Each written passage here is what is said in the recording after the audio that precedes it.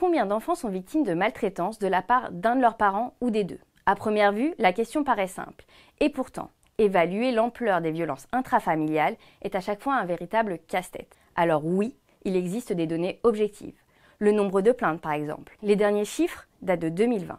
Cette année-là, 33 500 enfants avaient porté plainte pour des violences physiques au sein de leur foyer. À ce chiffre, il faut ajouter les 11 000 enfants et adolescents qui ont dénoncé des violences sexuelles au sein de leur foyer. Ces chiffres, ils sont en augmentation ces dernières années. Le problème, c'est qu'ils ne reflètent que la face émergée de l'iceberg. Ce sont les violences qu'on connaît, qu'on a identifiées. Mais tous les autres. Combien d'enfants sont victimes de violences familiales au sein de leur foyer sans que personne ne le sache, ou en tout cas sans que personne n'ait fait la démarche de les signaler? Pour se faire une idée plus précise de l'ampleur du phénomène, on a lancé il y a quelques années des enquêtes de victimation. Alors très concrètement, ce sont des enquêtes qui sont menées par téléphone auprès d'un panel représentatif qui sont interrogés sur les crimes et délits dont ils ont été victimes. Sur la question des maltraitances, 12% des majeurs disaient en avoir été victimes de la part d'un de leurs parents lorsqu'ils étaient enfants.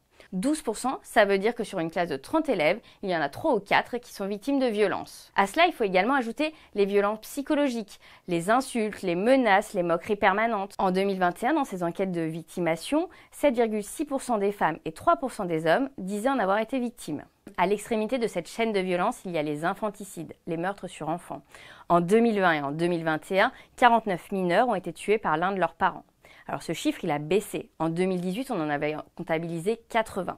Mais pour l'instant, les autorités peinent à savoir si ce chiffre et cette baisse est durable. En revanche, il y a un chiffre qui n'évolue pas, c'est l'âge des victimes.